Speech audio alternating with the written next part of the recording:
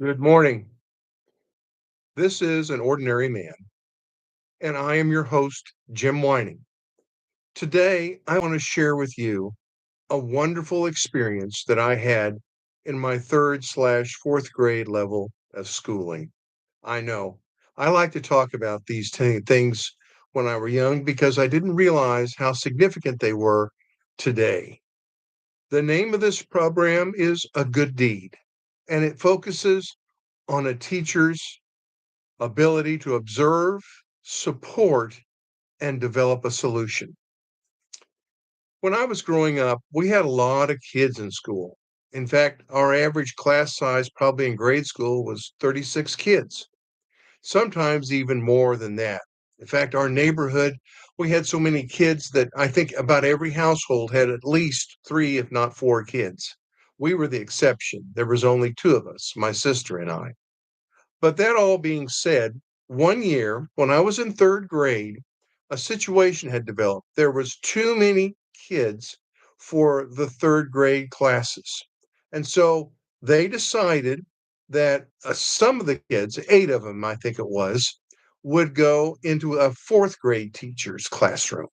And these kids would receive the third grade education from that fourth grade teacher and also be able to hear the education being done in the fourth grade the next year. That was called a split class. Some of you may remember that.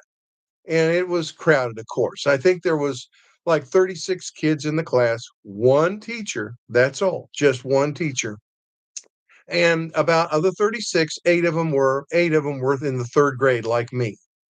And I had a little bit of an energy issue. I used to run to school in the morning. We lived about 5 blocks from the elementary school, and that really helped kind of calm me down. But sometimes in class, when you have like a split class like this, you would hear, believe it or not, the same thing said 3 and 4 times about a subject in math, in English, or even history. And it would just, for me, drive me nuts. I mean, I could barely stay in the chair. I could just barely control my body enough to put my hands on the desk. And I had a really good teacher, and she observed that in me, and she knew I was really frustrated. And she observed that pretty early when the school year started, and I appreciated that.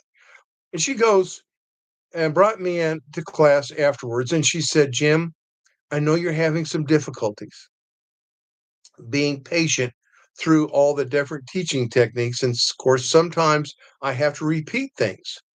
And I know that really is bothering you." And she said, "I tell you what, this is what we'll do. This is just between you and me. What I'll do, and I'll let you do, is if it just gets unbearable." And she didn't use that word, not to a third grader, but she says, if it gets really bad, you walk to the door of the classroom, walk out, shut the door, run all the way down the hall, touch the water fountain, and run all the way back. That was pretty good distance. And she said, if that's not enough, you can do it twice. And then open the door, and then come back and take your chair. I think that will help you.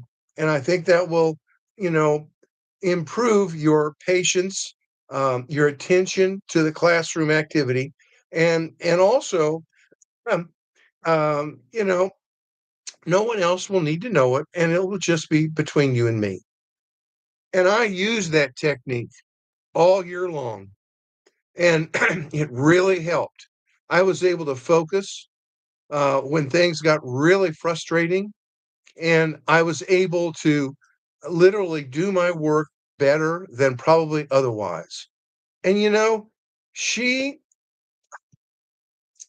you know, I have to say this, she was exceptional.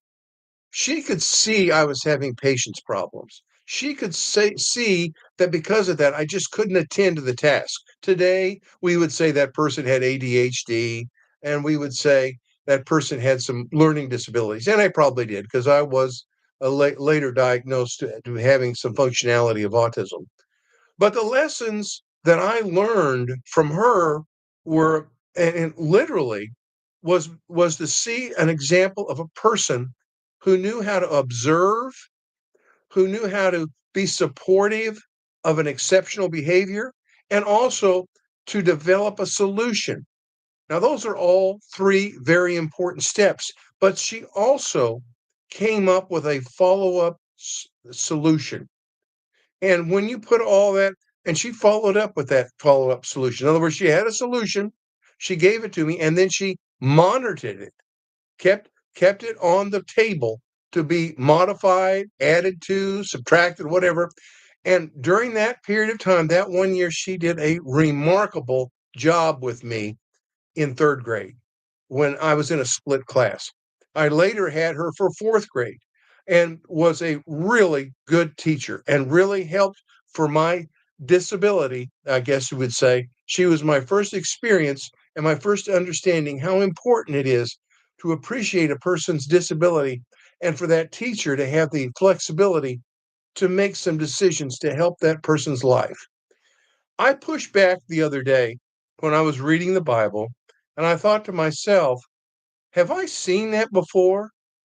And then all of a sudden, I'm thinking about all the times in the books of the Bible, from the watering well to the synagogues to the open forums in the countryside of Jesus, how he was constantly observing needs of people and how he was supportive to these people and how he offered, very important, solutions.